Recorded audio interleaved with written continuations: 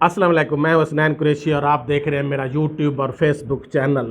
PDM2 मुस्लिम league नून की हुकूमत के साथ बहुत बड़ा प्रैंक हो गया। अब वो इस दलदल में फंस चुके हैं पठान की तरह कि अब कंबल को वो तो छोड़ना चाहते हैं लेकिन कंबल उनको नहीं छोड़ता। और अली अमीन गंडापुर ने कहा कि ये पनौती है, जिस चीज़ में भी इन्होंने हाथ डाला उसको तबाह कर डाला, उसको बर्बाद कर डाला, मुल्क का सत्यानाश कर डाला। और उन्होंने भी एस्टैब्लिशमेंट और आर्मी चीफ से ये रिक्वेस्ट की कि खुदारा आप इनके ऊपर से हाथ हटा लें, क्योंकि ये बदनामी आपकी हो रही है, तबाह बर्बाद ये कर रहे हैं मुल्क को और नाम आपका लिया जा रहा है। इस सब की डिटेल के से पहले आप दोस्तों जो गुजारिश है कि मेरे चैनल को सब्सक्राइब करें, लाइक करें, शुक्रिया। PMLN के साथ हर जगह पर हर तरफ से ये इनको प्रैंक का सामना है, क्योंकि ये फार्म 47 की हुकूमत है और सियाने कहते हैं कि जो चीज़ चोरी से ली जाए उसमें से बरकत उड़ जाती है, बरकत नहीं रहती।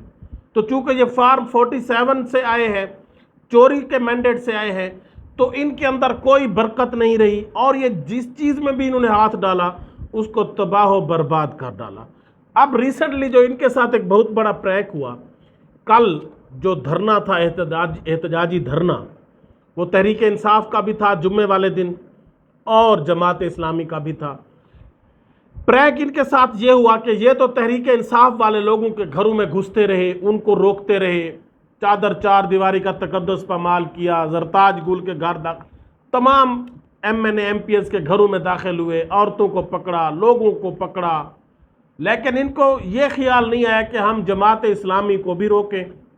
इनकी सारा फोकस इनका था, इनके जो पुलिस वाले थे, एहलकार थे, DPOs को स्पेशल तौर पर ये इंस्ट्रक्शंस थी और वो कह रहे थे जरताज गुल को कि हम मजबूर हैं कि आपने PTI वालों का घेराव करना है। उनको ये नहीं कहा गया कि आप जमात इस्लामी वालों को भी रोकें। अब जमात इस्लामी इस वक्त एक बहुत बड़े धरने की सूरत में पहुंच चुकी है इस्लामाबाद, और यकीनन लोग उनके साथ हैं। उनका बयानिया भी लोगों की हमदर्दी का है, बिजली के बिल ख़त्म करो, IPPs को ख़त्म करो, बिजली के महंगे बिल्स कम करो, बिजली के ऊपर टैक्सेस कम करो, महंगाई कम करो और दूसरे। तो अब अवाम वहाँ पर लाखों की तादाद में लोग जमा हो गए और रोज़ाना उनकी तादाद बढ़ती जा रही है। और उन्होंने कह दिया कि मुतालबात मानने तक हम यहाँ बैठे हैं, जब तक हमारे मुतालबात नहीं माने जाते। तो अब इनकी कांपे टांग गई हैं।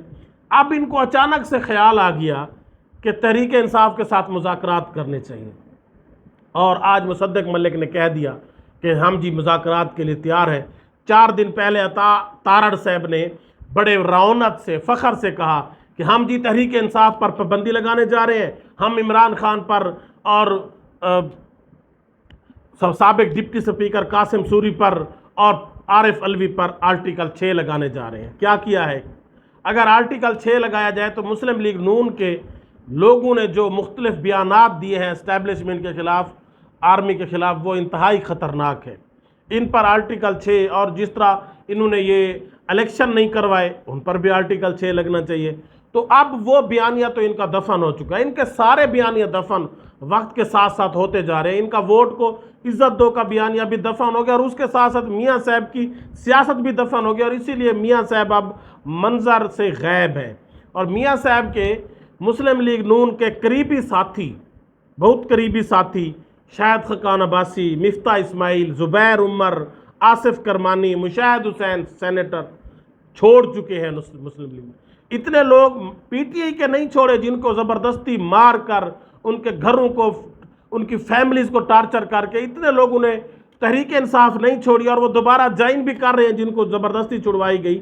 जितने इनके अपने लोग इनको छोड़ चुके हैं, इनकी अपने करतूतों की वजह से, इनकी अपनी नाकामी की वजह से, इनकी अपनी गलतियों की वजह से अब इनको हर तरफ से अंधेरा नज़र आने लगा। इनको पता चल गया है कि next chief justice Mansoor Ali Shah sahab दबंग चीफ जस्टिस बनने वाले हैं। उन्होंने जब भी फेयर इन्वेस्टिगेशन की फार्म 45 की, हमारे पास तो कुछ भी नहीं बचता।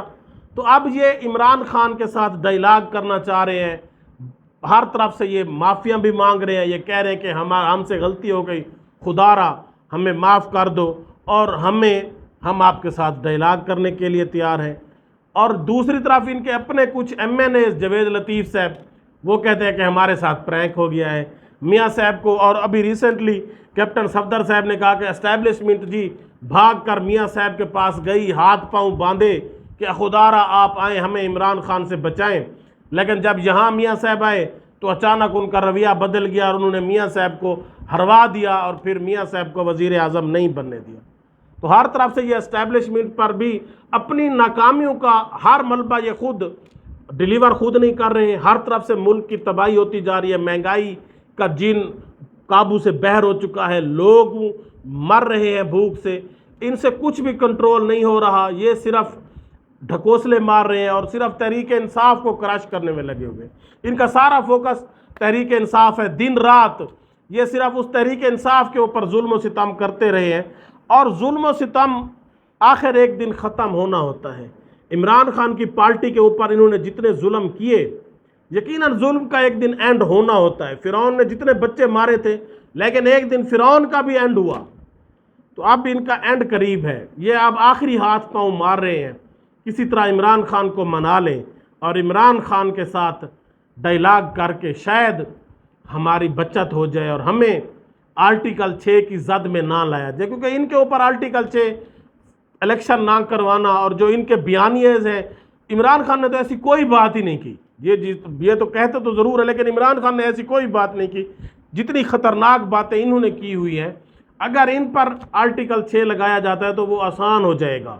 انہوں نے جتنے کرتوت کیے ہیں الیکشن نہ کروانا, وہ تو ایک سریحاً آرٹیکل 6 میں آتا ہے. تو اب یہ ان کو کچھ نظر نہیں آ رہا تھا. پیپلز پارٹی دور بیٹھی ان کا تماشا دیکھ رہی ہے اور ان کے اوپر ہنستی ہے اور ان کو اب کوئی راستہ نظر نہیں آتا. اور یہ اب عمران خان قیدی نمبر 804 کی منتیں کر رہے ہیں. اور غالب نے ایسے لوگوں کے لیے کہا تھا, کعبے کس منہ سے جاؤ گے غالب, شرم تم کو مگر نہیں آتی. اللہ حافظ.